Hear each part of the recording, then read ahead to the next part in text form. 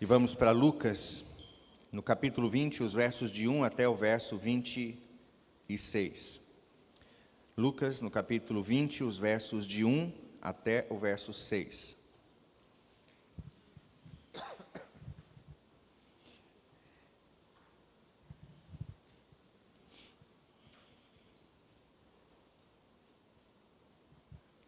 Lucas capítulo 20, começando no verso 1, vamos até o verso 26, assim diz a palavra do Senhor. Aconteceu que num daqueles dias, estando Jesus a ensinar o povo no templo e a evangelizar, sobrevieram os principais sacerdotes e os escribas, juntamente com os anciãos, e o arguíram nesses termos: dize-nos, com que autoridade fazes essas coisas? Ou quem te deu essa autoridade? Respondeu-lhes também: eu vos farei uma pergunta. Dizei-me, o batismo de João era dos céus ou dos homens? Então eles arrazoavam entre si. Se dissermos do céu, ele dirá: por que não acreditastes nele? Mas se dissermos dos homens, o povo todo nos apedrejará, porque está convicto de ser João um profeta. Por fim responderam que não sabiam. Então Jesus lhes replicou: pois nem eu vos digo com que autoridade faço estas coisas. A seguir passou Jesus a proferir ao povo esta parábola. Certo homem plantou uma vinha, arrendou-a a lavradores e ausentou-se do país por prazo considerável. No devido tempo mandou um servo aos lavradores para que lhe dessem do fruto da vinha.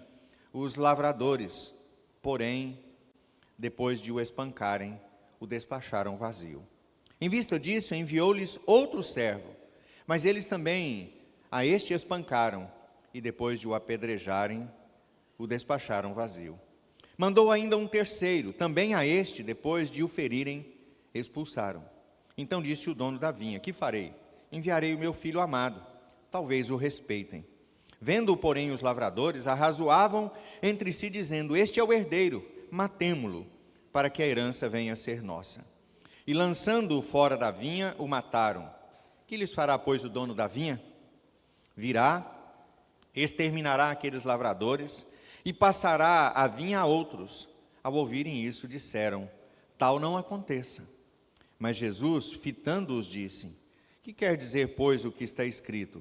A pedra que os construtores rejeitaram, esta veio a ser a principal pedra angular. Todo o que cair sobre essa pedra ficará em pedaços, e aquele sobre quem ela cair ficará reduzido a pó. Naquela mesma hora, os escribas e os principais sacerdotes procuravam lançar-lhe as mãos, pois perceberam que, em referência a eles, dissera essa parábola, mas temiam o povo. Observando, subornaram emissários que se fingiram de justos para verem se o apanhavam em alguma palavra, a fim de entregá-lo à jurisdição e à autoridade do governador. Então o consultaram, dizendo: mestre, sabemos que falas e ensinas retamente e não te deixas levar por respeitos humanos, porém ensinas o caminho de Deus segundo a verdade. É lícito pagar tributo a César ou não? Mas Jesus, percebendo-lhes o ardil, respondeu: mostrai-me um denário. De quem é a efígie e a inscrição? Prontamente disseram: de César. Então lhes recomendou Jesus: dai, pois, a César o que é de César, e a Deus o que é de Deus. Não puderam apanhá-lo em palavra alguma diante do povo, e admirados da sua resposta, calaram-se. Deus nos abençoe e nos dê a bênção de podermos ser edificados com essa porção das Escrituras nesse momento. Hudson Taylor, irmãos, foi talvez um dos missionários mais importantes da história da igreja. Ele era um britânico que resolveu dedicar toda a sua vida no século XIX para falar de Jesus para os chineses. E Hudson Taylor talvez seja um bom exemplo de alguém que, vivendo num ambiente completamente estranho ao cristianismo, soube usar de muita sabedoria e autoridade para que o evangelho de Jesus pudesse chegar ao maior número de pessoas. Hudson Taylor, ele acreditava, e ele deixa isso registrado nos seus diários, que Deus o havia chamado para alcançar o interior da China, que isso não tinha sido uma escolha dele, mas que Deus havia planejado e havia dado a ele as condições E se Deus havia planejado isso e dado a ele as condições, Deus daria a ele também a autoridade para estar num ambiente tão hostil ao Evangelho. Ao chegar à China, Hudson Taylor, logo de cara, ele começou a enfrentar enormes oposições. Falar sobre Jesus naquele ambiente era desafiador e era perigoso. Tá? E ele percebeu que ele precisava se adaptar à cultura local para ser eficaz no seu ministério. Então ele começou a orar para que Deus pudesse dar a ele condições de se integrar à cultura chinesa, ao mesmo tempo em que Deus desse a ele autoridade e sabedoria para ensinar aos chineses, na própria língua deles, a respeito da graça e do amor de Jesus. E assim, ele com grande prudência, ele passou a se vestir como os chineses, ele aprendeu a língua deles, os costumes, ele viveu como um chinês, mas ele viveu como um chinês crente, que amava o Senhor Jesus. Se olhasse para Hudson Taylor, todo mundo sabia que ele era alguém que havia se adaptado à cultura chinesa, mas qualquer pessoa que olhasse para Hudson Taylor e convivesse com Hudson Taylor, saberia que ele era um cristão genuíno e verdadeiro. Em momentos de perigo e de dificuldade, Hudson Taylor acreditava que Deus o guardaria. Então ele não temia, e ele sabia que a autoridade que ele tinha para falar naquele ambiente tão hostil, tão difícil, culturalmente tão desafiador, ele sabia que essa autoridade não era dele, não era do preparo que ele tinha tido, não era da capacidade estratégica dele, mas ele sabia que essa autoridade vinha de Deus e não de si mesmo. Então ele confiava na provisão de Deus, na direção do Espírito Santo, em cada uma das suas decisões. E assim, em momentos de perigo, de dificuldade, ele sempre buscava a Deus em oração, confiando na sua direção e proteção. Por conta de tudo isso, irmãos, o trabalho de Hudson Taylor teve um impacto profundo na evangelização da China. E ele preparou o caminho para que outros missionários pudessem chegar. Não apenas ele fez um grande trabalho. Hudson Taylor sozinho não evangelizou a China, mas ele preparou o caminho, né? Ele abriu o caminho, ele estabeleceu condições, ele estabeleceu padrões de missões ali na China. E a sua vida e o seu ministério inspiraram gerações de missionários a seguirem o seu exemplo de fé, de prudência e de dedicação. E uma das coisas que a gente sabe, né, ao ler a biografia de Hudson Taylor, é que esse homem, ele é alguém que compreendeu de uma maneira muito clara que não é possível viver nesse mundo, falar de Jesus nesse mundo, enfrentar os desafios desse mundo, ultrapassar as barreiras, os perigos de ser um genuíno cristão nesse mundo, sem se submeter à autoridade e sem buscar prudência em Jesus, que podem nos guiar para agir corretamente enquanto nós vivermos por aqui. E eu sei que talvez essa seja uma história que nos inspira a olhar de uma maneira um pouco diferente para o texto que nós acabamos de olhar.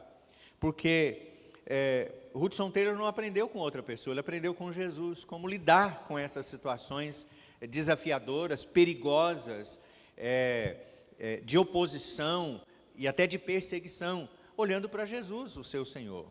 Hudson Taylor, como ninguém mais, entendeu a palavra de Jesus quando Jesus diz para os seus discípulos: se perseguiram a mim, vão perseguir a você. Então, ele entendeu a palavra de Tiago, quando Tiago diz: se alguém precisa de sabedoria, peça a Deus, que a todos dá liberalmente. Deus vai nos capacitar para isso.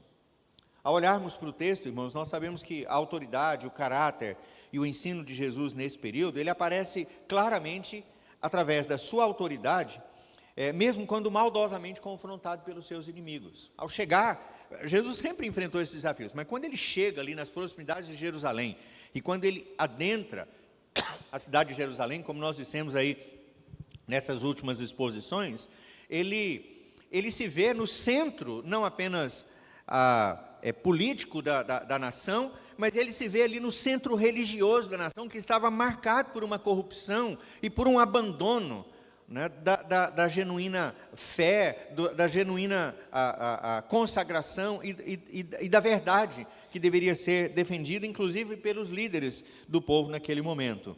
E nós vemos isso, então, na autoridade de Jesus, porque ele não teme, né? Ele entra na cidade, e ele entra na cidade ovacionado, né, triunfantemente, mas ele entra como um servo, ele entra montado num jumentinho, ele não entra como um grande governador, ele não entra como um militar, como alguém que está disposto a sair dominando tudo e todos, mas ao chegar no templo, Jesus se reveste de autoridade e faz uma limpeza no templo, coisa que não era papel dele, era papel dos sacerdotes. Os sacerdotes é que tinham a responsabilidade da guarda e do cuidado com o templo, e eles é que deveriam fazer aquela limpeza ali no templo, que havia se transformado num covil de salteadores, apenas num lugar de comércio. E é curioso porque quando Jesus faz aquilo, ele mexe não apenas com os vendedores, mas ele mexe com todo um sistema financeiro que está ligado ao templo, porque sacerdotes e sumos sacerdotes estão comprometidos com aquilo, eles ganham com aquilo. Então Jesus age com autoridade, mas ao mesmo tempo ele sabe fazer isso com a devida prudência, para que as pessoas não encontrem nas ações dele motivos, por exemplo, para prendê-lo ou para matá-lo. Jesus não é morto, né, porque ele faz a purificação do templo. Jesus não é acusado, né, lá perante Pilatos, de ser alguém que zelava pelo culto sem ter autoridade. Eles inventam outra história, eles vão levar Jesus a Pilatos dizendo que ele almejava ser o rei dos judeus, tomar o lugar que era de Pilatos.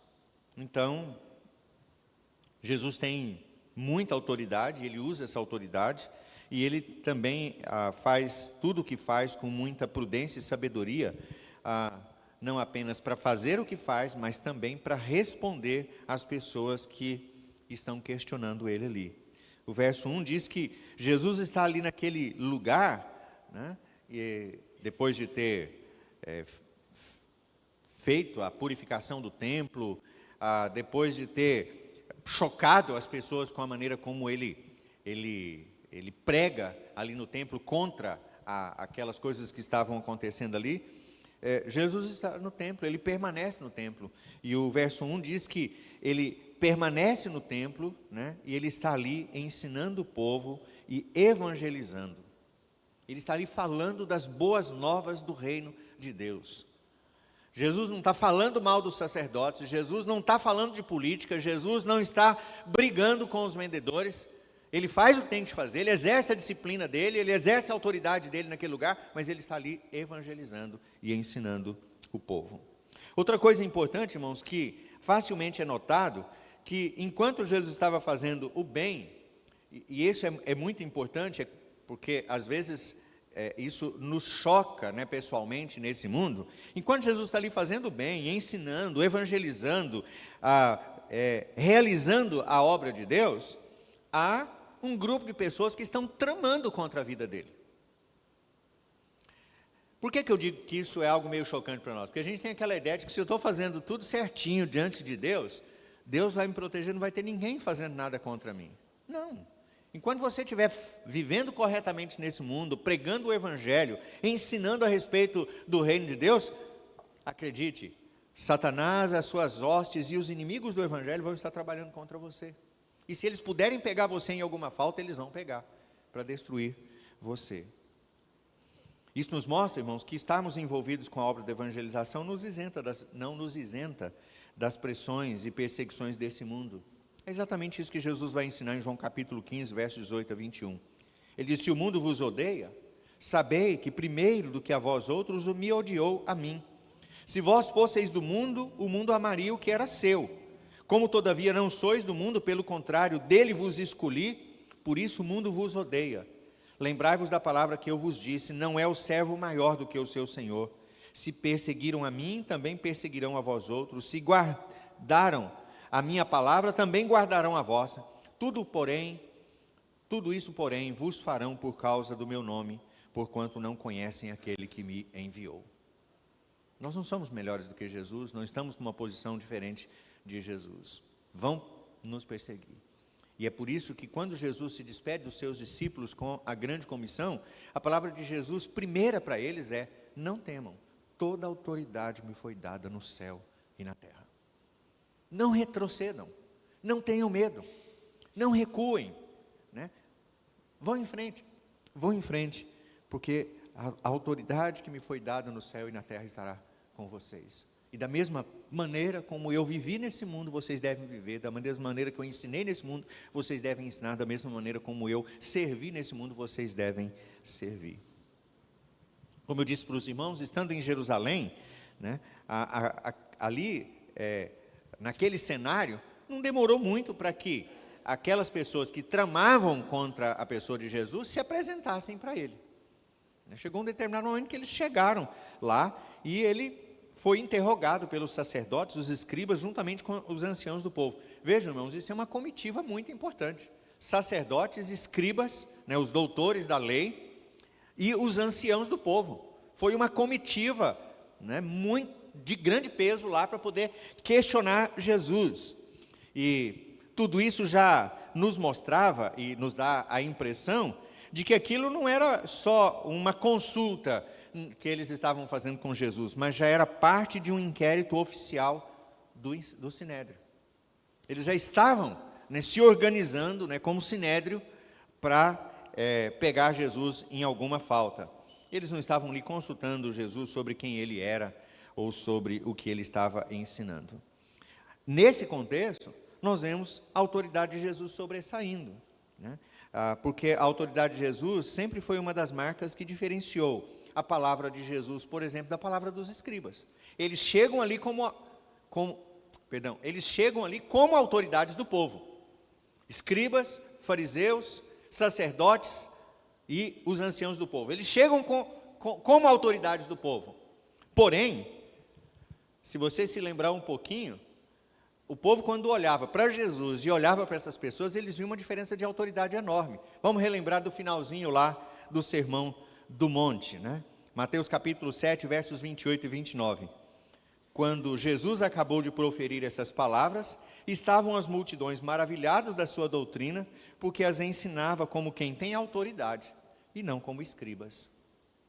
Já havia uma diferença muito grande, né, em relação. E vejam, essa autoridade então não tinha a ver com posição. Essa é outra lição importante para nós. Nós às vezes achamos que autoridade tem a ver com posição. Eu preciso ter uma posição para que eu tenha autoridade. Não.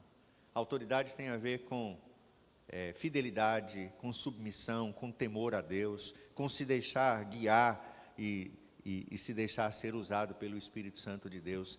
Isso é uma autoridade maior do que muitas posições.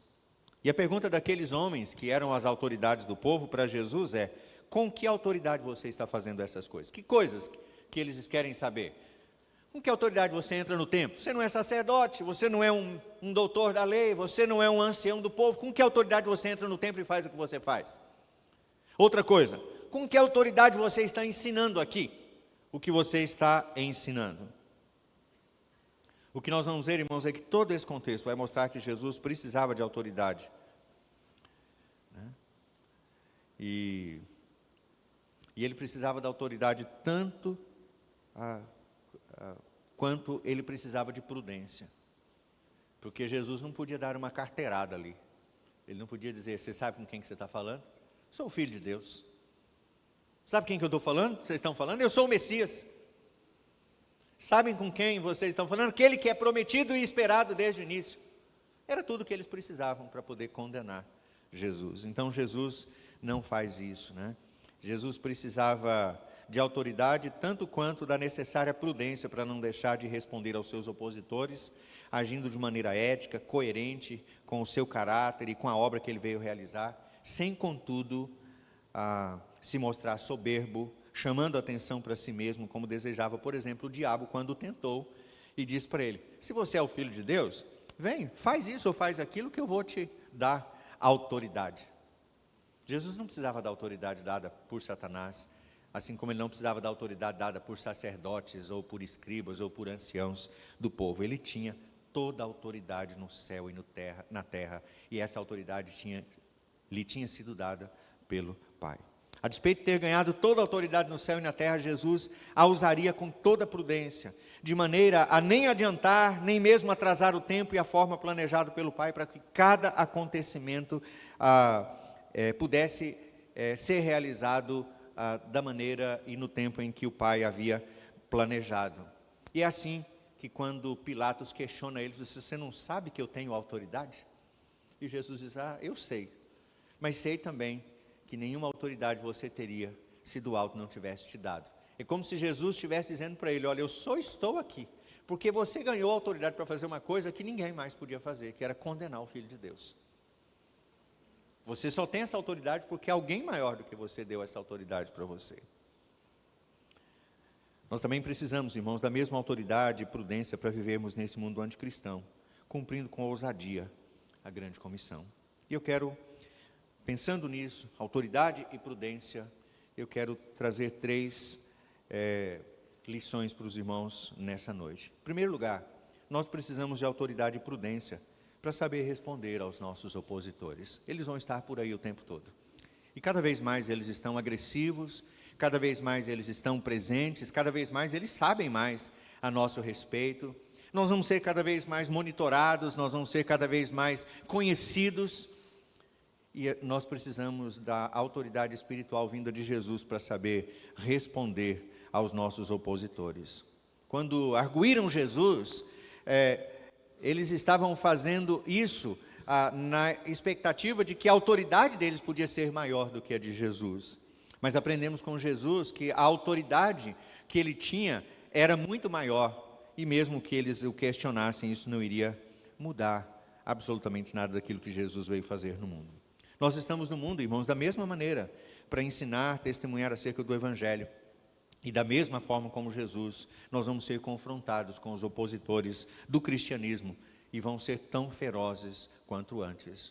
E nós estamos falando daqueles opositores que nós conhecemos o ano passado, naquelas 50 nações, né, que não esgotou tudo, né, são apenas as 50 nações onde a perseguição é mais intensa, mas nós vamos conhecer isso no nosso país, vamos conhecer isso nas nossas leis, e às vezes vamos conhecer isso dentro da nossa casa.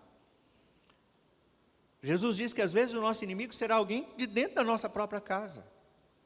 E nós precisamos saber usar de autoridade espiritual e de prudência para saber responder a essas pessoas que opõem-se ao Evangelho e à própria pessoa de Cristo.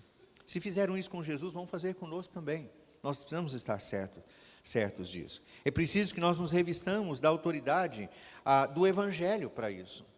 Vejam, o que Jesus está propondo aqui para nós é que, mais do que qualquer outra coisa, nós devemos estar revestidos da autoridade que o próprio Evangelho nos deu. E a autoridade que o Evangelho nos dá é aquela que nos coloca plenamente conhecedores de quem é o dono da autoridade, de quem é o Senhor dos senhores, o Rei dos reis, de quem é o Salvador, de quem é o Redentor.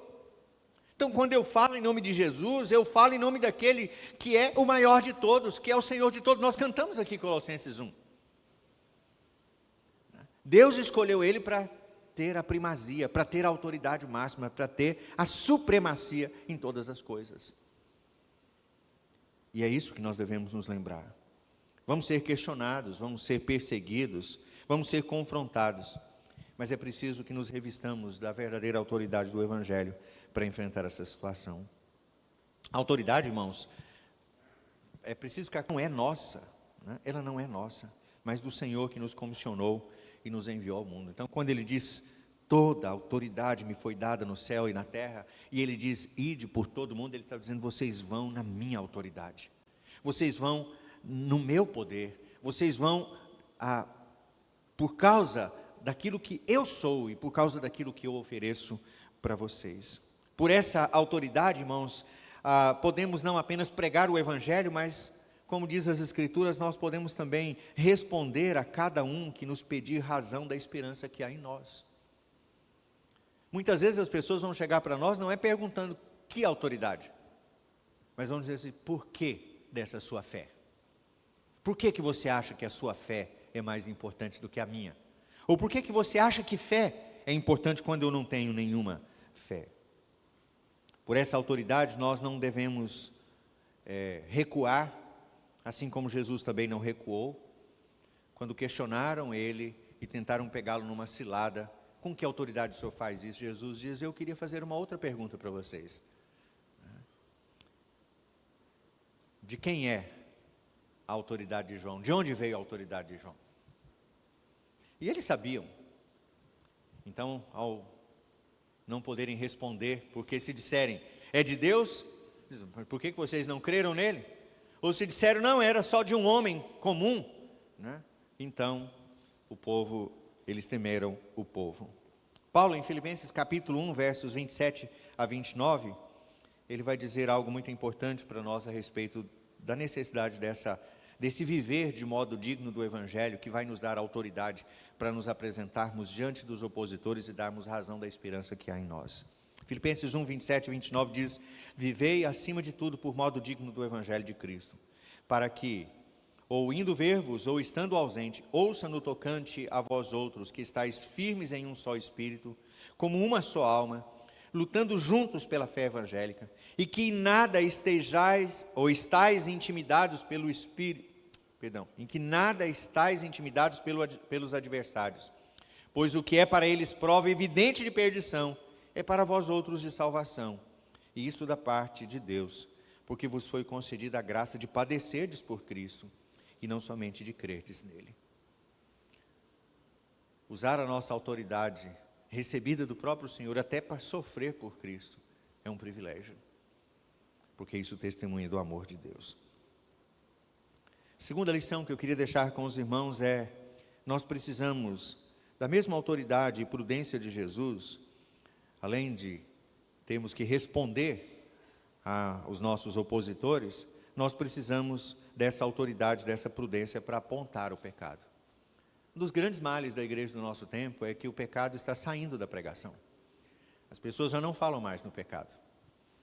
O pecado é ofensivo para as pessoas. Mas na verdade, irmãos, o que a Bíblia diz é que o pecado não é ofensivo para as pessoas, o pecado é ofensivo para Deus. E a pregação do Evangelho e o nosso testemunho sempre deverá apontar o pecado. Essa é a razão por que Jesus veio ao mundo. Essa é a razão por que Jesus deu a sua vida sem pecado algum.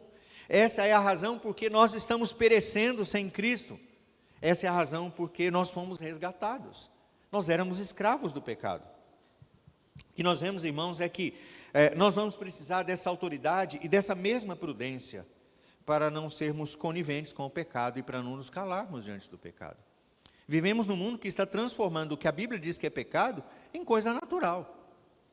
Adultério, relações sexuais das mais absurdas possíveis, aborto, mentira, essas coisas estão se tornando comuns. E se nós nos calarmos, nós vamos estar sendo coniventes com isso. Jesus não deixou de se calar diante do pecado das autoridades do povo. A igreja tem um papel profético no meio do mundo, e um dos papéis que o profeta tinha ao ser enviado no mundo, era o de anunciar o juízo de Deus contra o pecado do povo. E esse é um papel que Deus tem dado para a igreja hoje, quando ela prega o Evangelho, quando ela fala a respeito do que o pecado está fazendo nesse mundo.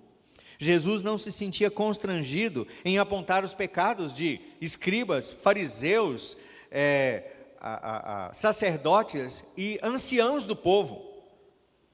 E os irmãos viram que, quando Jesus termina de contar aquela parábola, eles perceberam que Jesus estava falando era deles. O verso 18 diz que, o verso 19, perdão, naquela mesma hora os escribas e os principais sacerdotes procuravam lançar-lhe mão, pois perceberam que em referência a eles ele dissera essa palavra, pois temiam o povo. E aí é só a gente voltar um pouquinho nas exposições aqui de Lucas. Por que Jesus chorou, ao entrar em Jerusalém? Um dos motivos é porque Jerusalém matava os profetas que Deus tinha mandado para ela. Os profetas que Deus enviou para falar do pecado daquele povo, que falar do pecado daquelas autoridades, para falar do pecado daquela cidade, que devia ser a cidade que levava o nome de Deus. E quando eles perceberam que Jesus estava falando sobre eles, o desejo deles foi lançar mão de Jesus e matá-lo. Mas a prudência de Jesus fez com que Jesus apontasse o pecado com sabedoria, da maneira certa, de maneira que eles não pudessem fazer nada contra ele ali. Porque Jesus não deveria ser morto porque apontou o pecado. Não é esse o motivo por que Jesus foi morto. Jesus foi morto porque nós somos pecadores, e não porque ele apontou o pecado. O pecado está apontado pela palavra de Deus desde o Éden. Desde o Éden, Deus está dizendo o que é pecado, o que é errado. E nós é que nos negamos a obedecê-lo. Sem autoridade, nós não podemos fazer isso. Jesus não estava caçando briga com escribas e fariseus, Jesus não estava falando de política, Jesus estava confrontando eles com a própria pecaminosidade deles. Sem prudência, nós podemos sair gritando pelo mundo que as pessoas são pecadoras, mas corremos o risco de não sermos ouvidos e ainda de sofrermos as consequências disso. Não é para isso que a igreja foi colocada no mundo. A igreja foi colocada no mundo, sim, para apontar o pecado, mas para apontar a graça de Deus. Para fazer isso com sabedoria, mas para fazer isso também com amor. Para fazer isso com autoridade, mas fazer isso também com todo o zelo e a prudência. Como nós precisamos disso, irmãos? Essas duas virtudes estavam presentes em Jesus, enquanto ele apontava os pecados do seu próprio povo. Jesus tinha autoridade de alguém que vivia para Deus, para dizer: vocês não vivem para Deus. Mas Jesus tinha prudência para fazer isso corretamente. Um exemplo que eu gosto muito e que ilustra muito bem isso é quando Deus mandou o profeta Natã falar com o rei Davi. Deus disse para Natã: o rei é um pecador, vá lá falar com ele. E eu fico imaginando o drama de Natã, para saber como que eu vou falar com o rei que o rei é pecador. Então, Natã se reveste da autoridade que Deus lhe deu como profeta, vai lá e faz como Jesus, conta uma história para o rei. E pergunta para ele: majestade, o que o senhor acha disso? E Davi, imprudentemente, como pecador que era, estava sempre disposto a enxergar o cisco no olho do outro, sem enxergar a trave que estava no seu, estava sempre disposto a dizer que alguém deveria ir para o inferno, quando ele não merecia ir para o inferno. E quando Davi disse assim: esse homem deve morrer, Natã se reveste da autoridade do Senhor e diz assim: diz o Senhor, esse homem é você. Você é o pecador. E assim, Davi foi quebrantado, foi quebrado na presença do Senhor. Sem autoridade, irmãos, a vinda de Cristo, sem autoridade, a vida de Jesus, talvez não seja enxergada por todos nós como deveria ser enxergado. Sem autoridade e uma vida genuína em Cristo, coerente com o testemunho, nós corremos o risco de ser confrontados pelo mundo, quando nós é que deveríamos confrontar o mundo. A prudência nos leva a entender o tempo e o modo de nos posicionarmos. Eclesiastes fala de um rei mau, que era servido por um servo justo e bom, e que ele não podia falar para o rei que o rei estava sendo mau, mas ele disse que aquele servo tinha que ter a prudência para entender o tempo e o modo do Senhor, para poder falar com o rei. Nós temos vivido um tempo em que o Evangelho e os evangélicos têm sido ridicularizados por posturas desprovidas tanto de autoridade espiritual. Temos usado muitas vezes a palavra de Deus apenas como um artifício político, e ao mesmo tempo nós temos temido apontar o pecado e nos posicionarmos quando precisamos dizer que alguma coisa está errada, que alguma coisa ofende a Deus, e Deus vai cobrar isso. Terceiro lugar, nós precisamos de autoridade e de prudência para responder aos nossos opositores, precisamos de autoridade e prudência para apontar o pecado, mas nós precisamos de autoridade e prudência para agir de forma correta e coerente. Isso é muito importante, irmãos. Deus nos chamou para agir de maneira correta e coerente. É o que Jesus nos mostra. Jesus não estava, como eu disse agora há pouco, Jesus não estava ali comprando briga com as autoridades do povo. Ele estava ali fazendo o ministério do Messias. E ele tinha que ter a prudência para agir correta e coerentemente com aquilo que ele veio fazer. Saber responder a cada um é uma tarefa muito difícil, ao mesmo tempo necessária, e exige não apenas conhecimento, mas exige sabedoria, e exige autoridade, para que a gente possa agir corretamente. Isso vale para a educação dos nossos filhos, isso vale para a maneira como você fala com o seu chefe, quando o seu chefe diz que você tem que fazer uma coisa errada. Você tem que ter a devida autoridade e a prudência para agir correta e coerentemente. Não é a sabedoria desse mundo que vai nos dar essa capacidade de agir coerentemente, porque a sabedoria desse mundo, Tiago vai nos dizer que ela é terrena, animal e demoníaca. Se você agir com a sabedoria desse mundo, você vai certamente levar a resultados que são resultados deste mundo. Jesus não podia agir com a mesma artimanha com que agiam escribas, sacerdotes, fariseus e os anciãos do povo. Não é a sabedoria desse mundo, porque ela não tem valor para as coisas espirituais. Saber responder e agir correta e coerentemente é uma ação do Espírito Santo de Deus na nossa vida, mesmo quando nós estamos lidando com as artimanhas espirituais ou com as artimanhas políticas desse mundo. Precisamos desse agir coerentemente quando enfrentamos as forças espirituais do mal. E aí eu vou agir coerentemente, porque se eu estou lutando contra as forças espirituais do mal, eu não vou usar as armas desse mundo para enfrentar as forças espirituais do mal. Mas se eu estou agindo e estou enfrentando, melhor dizendo, as forças desse mundo, eu tenho que saber como usar as armas e as palavras corretas para isso. Paulo escrevendo aos Coríntios, que era um povo que se orgulhava da sua própria sabedoria, 1 Coríntios capítulo 1, versos 19 a 21, ele vai dizer: pois está escrito, eu destruirei a sabedoria dos sábios, aniquilarei a inteligência dos instruídos. Onde está o sábio? Onde o escriba? Onde o inquiridor deste século? Porventura não tornou Deus louca a sabedoria desse mundo? Visto como a sabedoria de Deus... Como na sabedoria de Deus, o mundo não o conheceu por sua própria sabedoria. Aprove a Deus salvar os que creem pela loucura da pregação. Jesus, ao agir coerentemente e corretamente com aqueles homens, deixa eles envergonhados perante o povo. Ele diz: o que nós vamos dizer para o povo? Se nós dissermos que João Batista era de Deus, nós estamos errados. Se nós dissermos que João Batista era desse mundo, o povo vai nos cobrar. Jesus age corretamente e age coerentemente. E é por isso que o apóstolo Paulo ele não abre mão dessa sabedoria, até mesmo para responder aos questionamentos dos coríntios, para ele, quando eles questionam, começam a questioná-lo se ele não está ali apenas para poder se fazer conhecido pela sua sabedoria, pelo seu conhecimento, pelos seus estudos.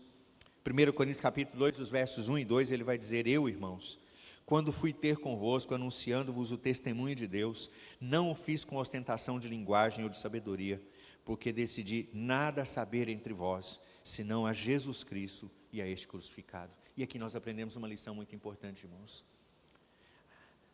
A autoridade e a prudência que nós precisamos para agir coerentemente como cristãos, ela tem a ver com o fato de Cristo ocupar o lugar central na nossa vida. Se Jesus é a pessoa mais importante, nós não tememos desagradar o mundo, mas nós também não vamos buscar agradar a nós mesmos. Nenhuma das duas coisas. Nós vamos fazer aquilo que é correto. A autoridade precisa ser entendida como algo que advém do nosso próprio conhecimento de Cristo e do poder dele que opera em nós e através de nós. Os escribas olhavam para Jesus como um homem qualquer. Eles não olhavam para Jesus como Messias. Eles consideravam Jesus indigno de ensinar no templo, de ensinar o que estava ensinando, de realizar o que ele estava realizando, e por isso eles indagavam com que autoridade ele podia fazer aquilo, qual autoridade justificaria um homem agir como Jesus estava agindo? Mas mas os escribas, talvez, o que eles esperassem é que, quando questionado, Jesus pudesse dizer para eles: é a autoridade do Messias, vocês não sabem quem eu sou? Mas então, Jesus responde de uma maneira sábia, simples, quando ele aponta para a maneira como eles lidavam com as coisas de Deus e para a maneira como eles tratavam os profetas que Deus mandavam até eles. O intuito daqueles homens não era outro senão de colocar Jesus em contradição, de acusá-lo. Então a sabedoria deles era animal, demoníaca, terrena. Eles queriam era destruir Jesus.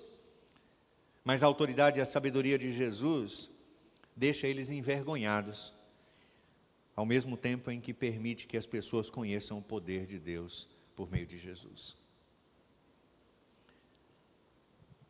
Essa talvez seja a recomendação de Pedro, em 1 Pedro capítulo 3, versos 15 e 16, quando ele diz como nós deveríamos agir como cristãos nesse mundo.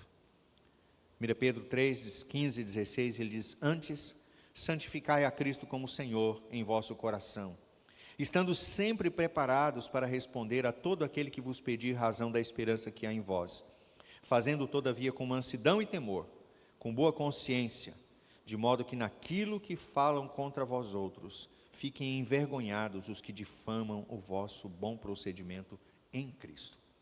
Vejam, duas coisas precisam ser destacadas aqui nesse texto. Primeiro, ele diz: antes de tudo, santifique a Cristo como Senhor no seu coração. Quem é a autoridade máxima sobre a sua vida? É Cristo. E é isso que vai tornar você preparado para responder coerentemente, corretamente, àqueles que pedem razão da esperança que há em nós. Do mesmo modo em que, quando você agir corretamente, você não está buscando a sua própria glória.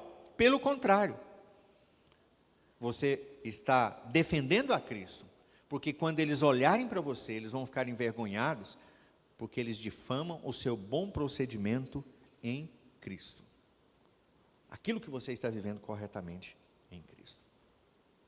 3 lições que eu quero que você leve para casa. Busque a Deus sabedoria para responder aos opositores, e eles estão aí ao seu redor. E eles vão se multiplicar cada vez mais nesse mundo. Sabedoria para apontar o pecado, não ter medo de falar que aquilo que é errado, que aquilo que é condenado por Deus, é errado e é condenado por Deus. E terceiro, sabedoria e autoridade, ou melhor dizendo, autoridade e prudência, autoridade e prudência para agir corretamente.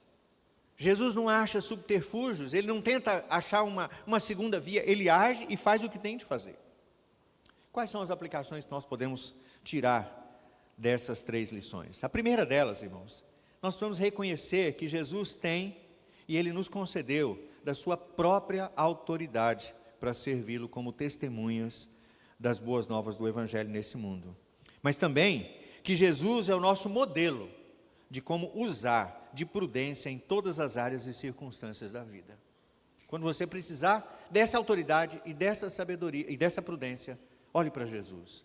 Ele nos concedeu a autoridade e é Ele que é o nosso supremo exemplo de coerência a usar a autoridade nesse mundo. Segundo, nós aprendemos com Jesus como responder aos questionamentos nesse mundo anticristão, com mansidão, com respeito, sem comprometer a verdade, usando de sabedoria e usando também de prudência para evitar debates infrutíferos, inúteis, confiando na proteção e no poder soberano de Deus, mesmo em meio à oposição.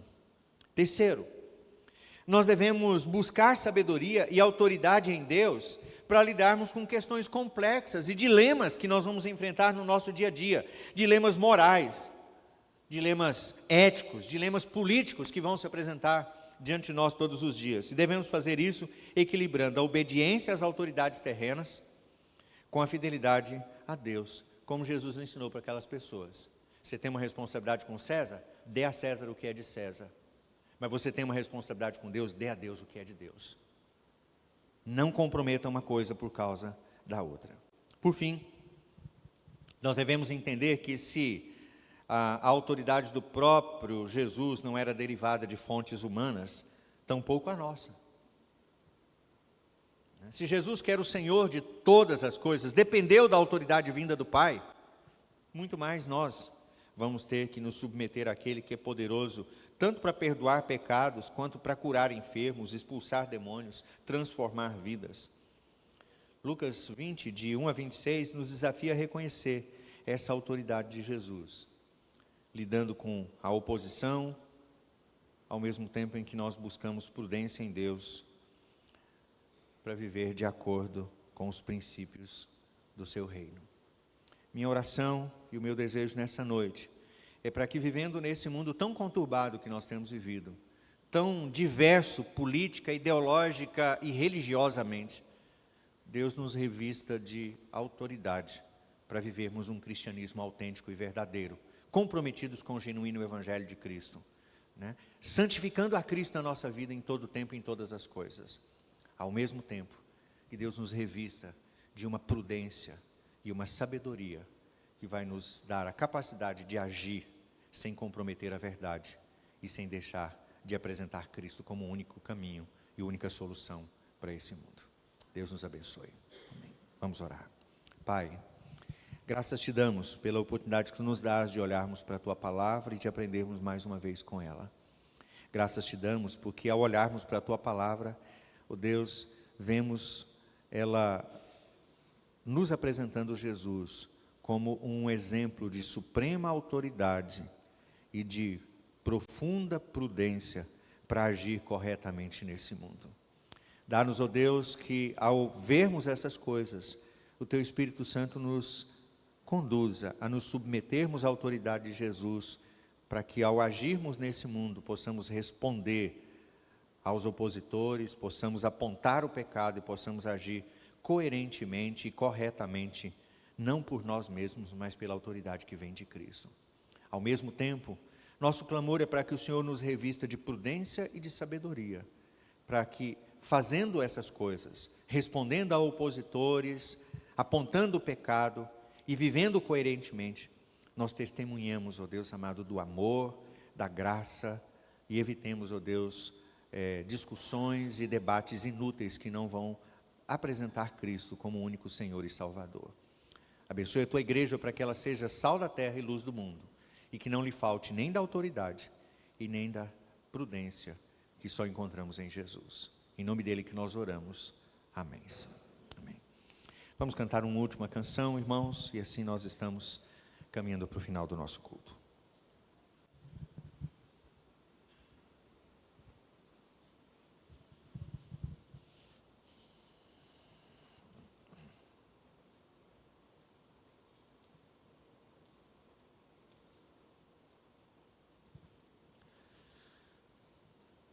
Se você puder, vamos nos colocar de pé, vamos cantar o hino 121.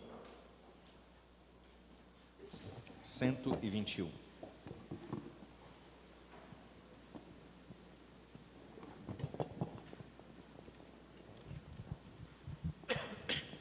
Esse hino é uma oração, e eu peço que você pense nesse hino como uma verdadeira oração pessoal, para que o Senhor possa nos dar todas essas coisas e possa fazer tudo isso na nossa própria vida.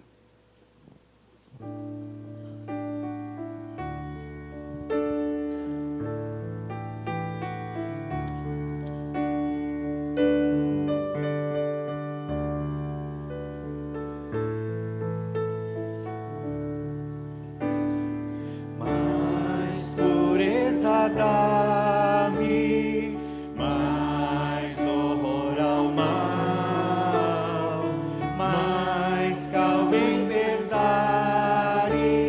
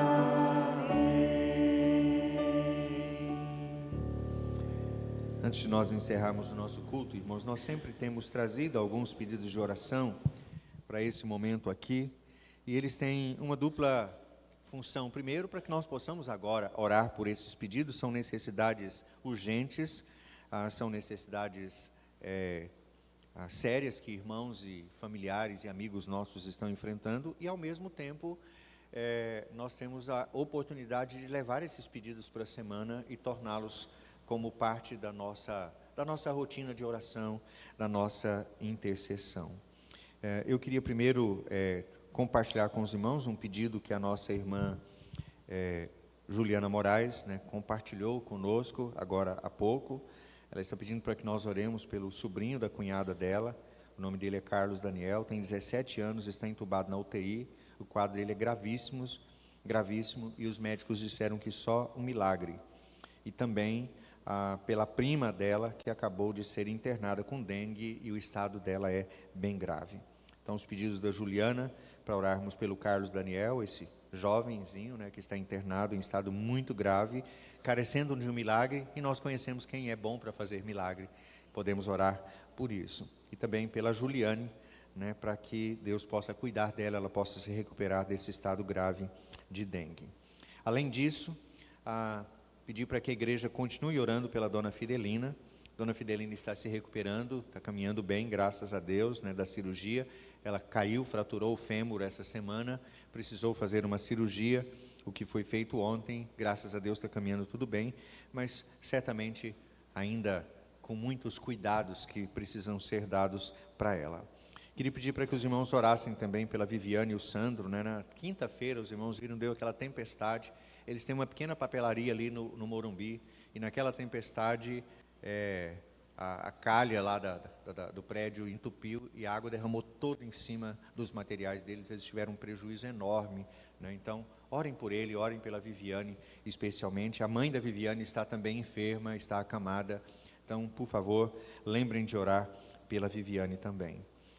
Lembrando também dos nossos irmãos Alinete e Polaco, A Alinete está concluindo aí o seu tratamento, e o Polaco, depois de 60 dias internado, foi para casa e está numa fase de preparação agora. No dia 15, ele vai se submeter à cirurgia, para a retirada do tumor que ele tem no esôfago, e é uma cirurgia grande, que carece de cuidados. Então, ore para que Deus possa cuidar dos nossos irmãos e preparar o Polaco para essa cirurgia. Hoje, depois da escola dominical também, a Fábio falou para mim que ela vai também fazer uma cirurgia, no dia 9, para colocação de uma prótese no joelho. Então, vamos desde agora dar cobertura para a nossa irmã Fábio, nessa cirurgia que ela vai ter que se submeter daqui a alguns dias. Há muitos outros enfermos, eu sei que há muitos outros motivos, eu queria destacar esse. Queria pedir para que você gastasse um tempinho aqui, orando por esses motivos e pedindo que Deus possa intervir em cada situação dessa. Depois de alguns momentos eu vou pedir para que alguém possa levar o microfone do Dr. Benedito, pedir para que ele possa orar por todos nós. Vamos orar silenciosamente por alguns instantes. Oremos.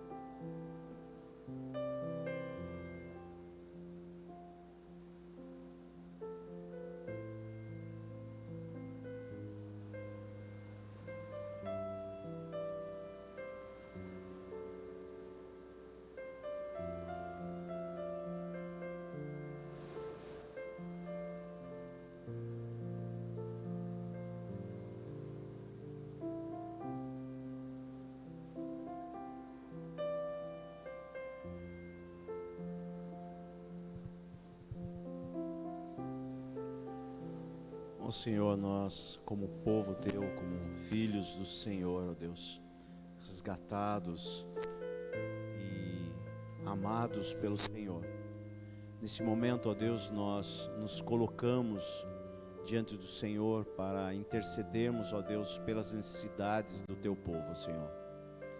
Tu conheces a cada um de nós, o Senhor conhece, ó Deus, cada necessidade que cada um de nós temos. E nós intercedemos, ó Deus, E nós queremos colocar cada um desses pedidos, ó Deus, diante do Senhor. Deus Todo-Poderoso, Onipotente, Deus Soberano, Deus que é capaz, ó Deus, de fazer muito mais do que aquilo que nós pensamos, do que aquilo que nós pedimos e do que aquilo que nós queremos, para a honra e glória do Teu nome, Senhor. Amém, Jesus. E por isso, ó Deus, nós pedimos, ó Deus, que o Senhor intervenha, ó Deus, nesse momento de forma miraculosa, ó Deus, Amém, Senhor conforme Jesus. o Teu querer, ó Deus, na vida dos nossos irmãos. Amém, Pai. Pedimos também, ó Deus, que o Senhor intervenha, ó Deus, de forma ordinária, ó Deus, através Sim, Jesus. dos tratamentos, dos medicamentos, Amém, Jesus. dos médicos, ó Sim, Deus, ó Deus. dos cuidados, ó Deus, que estão sendo dados para cada um. Amém, Ó Senhor Deus, Jesus. nós cremos, ó Deus, que da mesma forma, ó Deus, que o Senhor, em um tempo da história, ó Deus, fez grandes milagres. O Senhor continua sendo o Deus de milagres, ó Deus. E por isso Amém, Jesus. nós Amém, Pai. intercedemos, ó Deus, por aquele adolescente, ó Deus, Oh, que Deus, está tem misericórdia, Pai. necessitando, ó Deus, de um milagre, ó Deus. pro Amém, seu filho. Jesus. Nós confiamos, ó Deus, que a Tua vontade é boa, é soberana, ó Deus, Verdade, e é a Jesus. melhor, ó Deus, que existe para nós. Amém, E por Senhor isso, ó Jesus. Deus, nós queremos também dizer ao Senhor que nós confiamos no Senhor, Amém, Jesus. independente de qual seja a Tua vontade. Amém, Nós Pai. queremos, ó Deus, glorificar ao Senhor, independente, ó Deus, daquilo que o Senhor faça, ó Deus, diante do nosso pedido, Senhor. Amém, Jesus. Que nós cremos que o Senhor continua sendo Deus quando o Senhor Amém, Senhor faz o Jesus. milagre, mas o Senhor continua sendo Deus quando também, segundo o Teu querer, o Senhor não o faz. Amém, Senhor Pedimos, ó Jesus. Deus, que o Senhor trabalhe, ó Deus, nos corações, trabalhe nos nossos corações, Sim, para ó que Deus. essa confiança, ó Deus, que nós temos, porque nós conhecemos ao Senhor, ela não, ó Deus, fuja, ela não, Deus, não suma, ó Deus, do nosso viver, Amém. enquanto nós estivermos passando por momentos de tribulação. Amém, Pedimos, Senhor ó Deus, Jesus. que o Senhor console, que o Senhor conforte, que o Senhor fortaleça, ó Deus, cada familiar, Amém, os pais, Jesus. ó Deus, os filhos, ó Deus, a família, Senhor, que o Senhor conforte, ó Deus, a cada um. Amém, E que o Senhor os Senhor fortaleça, ó Deus. E que, ó Deus, o Senhor coloque, ó Deus, pessoas, irmãos nossos, próximo, ó Deus, daqueles familiares que ainda não o conhecem, para Amém, falar Jesus. do Teu amor, ó Deus, Amém, manifestado Jesus. através da vida do Teu Filho Jesus por nós. E é no nome dele, ó Deus, que nós oramos confiantes na Tua graça e na Tua misericórdia, no Amém, nome de Pai. Jesus. Amém, Amém. Jesus. E agora, amados do Senhor, que o Senhor vos abençoe e vos guarde, que o Senhor levante o seu rosto sobre vós e vos dê a paz, a graça maravilhosa de Jesus, o nosso Salvador, o amor eterno de Deus, o nosso Pai, nas ternas e tão necessárias consolações, na presença e no agir do Espírito Santo do Senhor em nós, hoje, por todo o nosso caminhar e até aquele dia glorioso que nos encontrarmos com o Senhor na glória. Amém, Senhor. Amém. Podem assentar-se, irmãos.